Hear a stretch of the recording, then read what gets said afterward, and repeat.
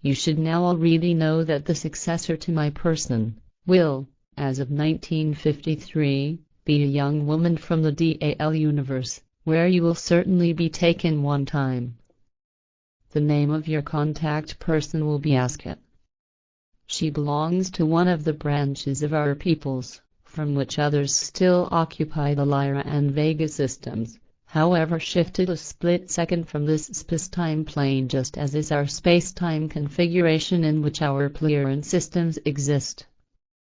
The meetings with Asket and you will last 11 years, just as they will between you and me.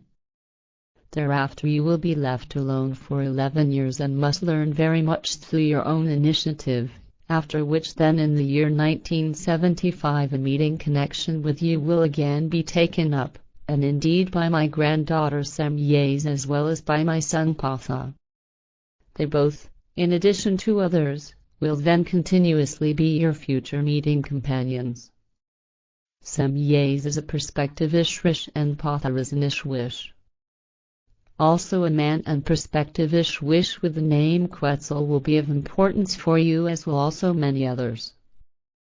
Their information regarding your person and the origin of your spirit form will, on the basis of their own learning needs, however, not be complete. Subsequently, they must first arduously work out this information, whereby it cannot be ruled out that they will often make mistakes which they will have to make efforts to correct.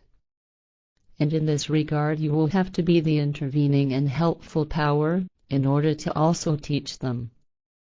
This instruction will, however, still expand when, through it, the knowledge is first gained about what importance is attached to your person, and that this importance also leads back to all your earlier personalities of earlier lives. However, you are not permitted to speak about that and must keep your secret, which I will still explain to you at a later point in time, until the time has arrived that my successors have uncovered the secret.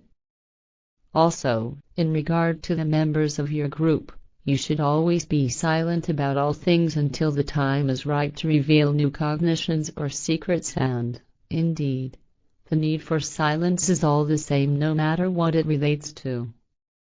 In respect of your mission and the construction of the seat of the center, which will, without doubt, be behind Schmitter T&T still, you well know that location as you have already been there with your father and mother, as well as in regard to your group members and various other things. Initially everything will unfortunately not go according to plan. However, you may not reveal that to my successors, nor to your group members with whom you will establish a statutory community in the year 1978 after forming an initial group in the year 1975. I explain to you here and now that you will achieve the set goal and will fulfill your mission, and indeed with certainty. Much vexation and much effort, need and many setbacks will, however, arise as a result, which you should now already know. But, as my look into the future has shown, you will put in place all your power and energy as well as your ability and knowledge, just as you will your love, peaceful nature and wisdom, and also all your experiences which you will have entirely collected, learned and built up within yourself in many countries up to that point in time. Your silence is, however, required because, with knowledge about all the effort, the need, the vexation, the setbacks and misunderstandings, as well as in regard to the betrayal in the ranks of your own group, known by my successors and your group members, then the result would be a decline in courage, whereby everything would be destroyed. Also, the meetings between you and my successors would be endangered and would be broken off, and of that also the danger will already otherwise exist as the result of all the unpleasantness which will unavoidably come into being. It will, however, lie in your strength, love, energy and wisdom and cleverness, that you will handle everything in the correct measure and lead everything to its goal, whereby especially the teaching of the truth will help you immeasurably. Just in this respect I must, however, make you attentive to the fact that you must clearly explain to your group members, as well as to all humans who make an effort for the teachings, that the teaching of the Spirit is no teaching of salvation, and that you and we also represent no such thing, because every human creates his own salvation, and indeed through his thoughts and feelings, through his knowledge, through his attitude and his wisdom and love, as well as, however, also through his peace and freedom and his inner well-being. To that end, his entire operation and all behavior also contribute, as also do manner and responsibility, how he confronts his obligations, and the fulfillment of obligations, and how he lives. You must build up great trust for all your future and for all the successes of your works, for your task, workings and mission, and always be aware that you will accomplish everything and never fail. Your knowledge, your wisdom, your true love, your honesty, openness and peaceable nature, as well as your inner freedom and your powers of consciousness and your energies, must be so enormous that doubt never comes about in you that you could fail in something.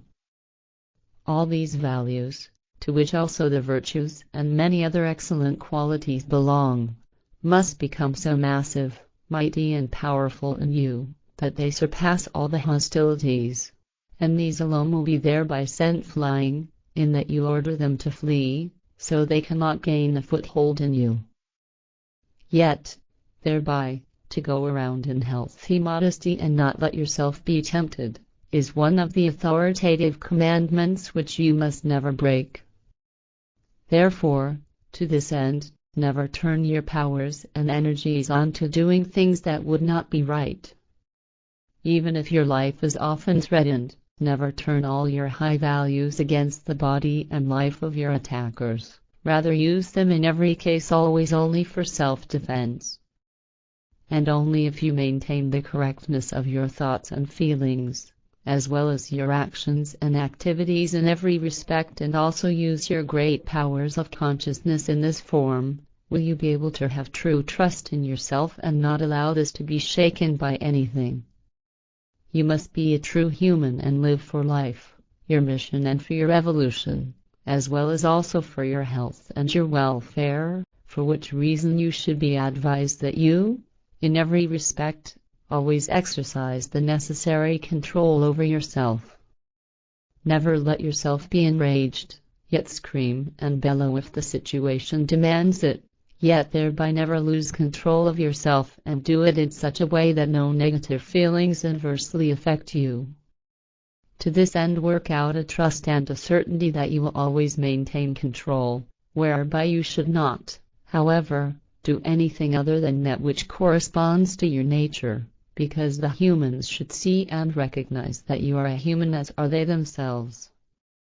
That, however, means that you are also not without fault, and must learn in every respect. You are advised, in spite of that, to have trust in yourself, and indeed until your last breath. Never let yourself be influenced by false teachings, nor be deceived through swindles and through sleight of hand and magic tricks. Rather learn to recognize their falsenesses, to which end I will instruct you, so that you are also able to see through and recognize these kinds of deceptions.